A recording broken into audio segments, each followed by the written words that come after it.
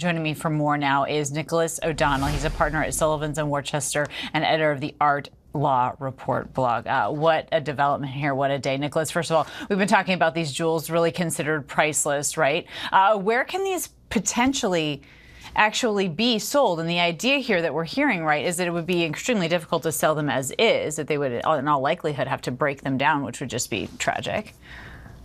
That's exactly right. I think one thing you see again and again with thefts from museums, more so with art and sculpture, is the misconception that these obviously valuable objects hold some inherent prospect for the thieves, and generally they do not, because their uniqueness makes them marked forever as having been stolen.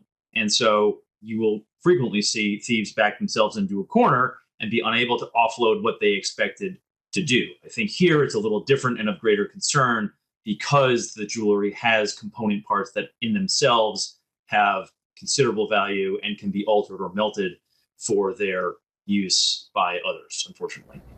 No question. So where does the investigation start here? There was this other jewel heist, right, from a museum in Dresden in 2019, and investigators were able to recover many of those items. What's to be learned from that?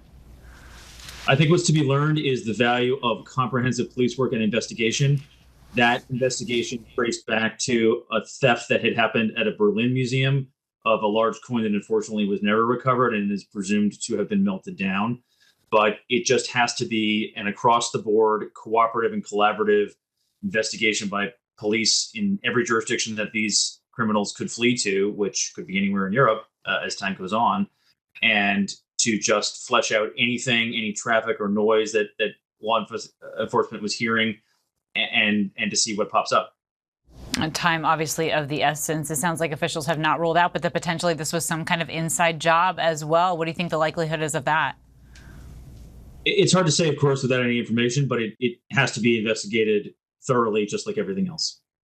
The idea, though, that you would see something like this happen in essentially broad daylight, 9:30 in the morning or something like that, do you think that they had obviously extensive knowledge of what they were doing, but some help possibly from the inside? I certainly think they had to have paid very close attention to the ebb and flow of the day. It feels shocking and brazen, of course, to all of us.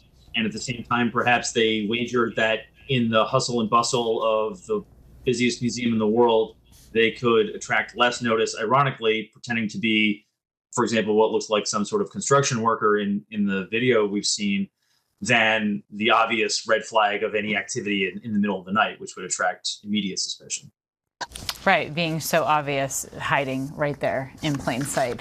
Nicholas O'Donnell, thank you for your expertise. We appreciate it.